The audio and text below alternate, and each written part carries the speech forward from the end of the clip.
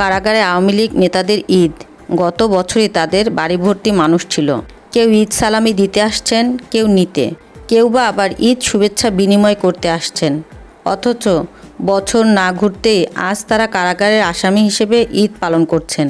মন্ত্রী, এমপি এবং নেতা, নানা পদবি আর কতই না দাপট ছিল তাদের, অথচ এখন তাদের হাতে হাতকড়া। এক সময়ের দুর্দান্ত দাপুটে এই নেতারা এখন বড্ড অসহায়। তাদের একজন সাবেক প্রধানমন্ত্রীর উপদেষ্টা সালমান এফ রহমান, কি ছিল না তার অর্থবিত্ত বা ক্ষমতা, এখন সবই হাতছাড়া। তিনিও ঈদ করছেন কারাগারে। আওয়ামী লীগের উপদেষ্টা পরিষদ সদস্য ও সাবেক মন্ত্রী আমির হোসেন আমু। আওয়ামী লীগের এক সময়ের মিস্টার সিদ্ধান্ত নামে খ্যাতি ছিল তার কাছে হাজিরা দিতে ও দোয়া নিতে আসত বহু শিল্পপতিরা।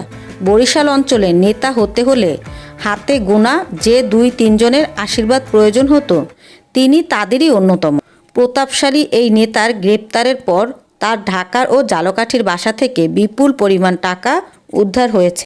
কারাগারে অসহায় ঈদ পালন করছেন তিনিও। যদিও সম্প্রতি আদালতে সাবেক এই মন্ত্রী বলেছিলেন, আমি ঢাকা বারের সদস্য, হাইকোর্ট বারের সদস্য, এখনকার পরিবেশ দেখে দুঃখিত। এই পরিবেশে কিছু বলা উচিত না, মামলা চলবে, ভবিষ্যতে আমি আমার বক্তব্য উপস্থাপন করব। রাষ্ট্রপক্ষের আইনজীবী অনেক কথা বলেছেন, আমি একজন রাজনীতিবিদ, রাজনৈতিক বক্তব্য দিতে গেলে ২ ঘন্টা লেগে যাবে। তিনি বলেন, আমরা একে অপরের ভাই ভাই, মিলেমিশে থাকা উচিত, আমরা একসঙ্গে থাকব, কেন দ্বন্দ্বে জড়াবো? আশা করছি এই পরিবেশ থাকবে না। তার এ কথার মধ্যেই বিএনপিপন্থী আইনজীবীরা চিৎকার শুরু করেন। তারা বলতে শুরু করেন, তিনি আমু, ভয় দেখাচ্ছেন। তখন রাষ্ট্রপক্ষের আইনজীবী তাদের শান্ত করেন। পরে আমু বলেন, আমরা যার যার পক্ষ অবলম্বন করব, নিজেরা কোনো দ্বন্দ্বে জড়াবো না। আওয়ামী লীগের সভাপতিমণ্ডলীর সদস্য ও সাবেক মন্ত্রী engineer Mosharraf Hossain, doctor Abdur Razzak, lieutenant colonel অবসরপ্রাপ্ত ফারুক খান, শাহজাহান খান, কাজী জাফরুল্লাহ, ডাক্তার মোস্তফা জালাল, মহিউদ্দিন, অ্যাডভোকেট কামরুল ইসলাম, সাবেক আইনমন্ত্রী আনিসুল হক, দলের যুগ্ম সাধারণ সম্পাদক ও সাবেক মন্ত্রী ডক্টর দীপু মনিরও ঈদ কাটছে কারাগারে। একজন এক একটা আসনে ধরাকে সরাজ্ঞান করলেও এখন তাদের অসহায়ত্বে কেউ পাশে নেই। সাবেক শিল্প প্রতিমন্ত্রী ও মহানগর আওয়ামী লীগ নেতা কামাল আহমেদ মজুমদার তো শেষ বয়সে এসে কারাগারের যন্ত্রণা না নিতে পেরে রাজনীতি ছেড়ে দেওয়ারই ঘোষণা দিয়েছেন তিনি।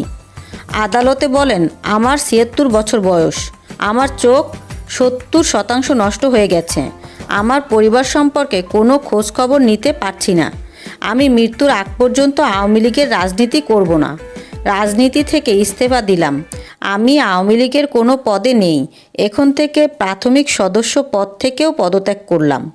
একের পর এক মামলা দেওয়া হচ্ছে, একের পর এক নির্যাতন করা হচ্ছে, এই বয়সে আমার ওপর জুলুম চালানো হচ্ছে, আল্লাহকে ডাক দেওয়া ছাড়া কোনো উপায় নেই। সাবেক প্রধানমন্ত্রীর পুত্র সজীব ওয়াজেদ জয়ের কথিত ছোট ভাই সাবেক আইসিটি প্রতিমন্ত্রী জুনায়েদ আহমেদ পলকও ঈদ করছেন কারাগারে। সবচেয়ে প্রভাবশালী এই প্রতিমন্ত্রী এখন সবচেয়ে অসহায়।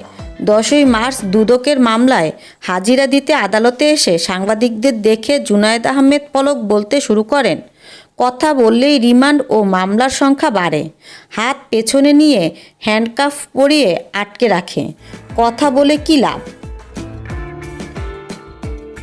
এর বাইরে আওয়ামী লীগের প্রচার ও প্রকাশনা সম্পাদক ডক্টর আব্দুস সোবাহান গোলাপ, সাংগঠনিক সম্পাদক আহমদ হোসেন, জাতীয় কমিটির সদস্য অ্যাডভোকেট বলরাম পোদ্দার, সাবেক এমপি হাজী মুহাম্মদ সেলিমসহ দলটির জেলা উপজেলা পর্যায়ের অসংখ্য নেতা এবছর কারাগারে ঈদ করছেন।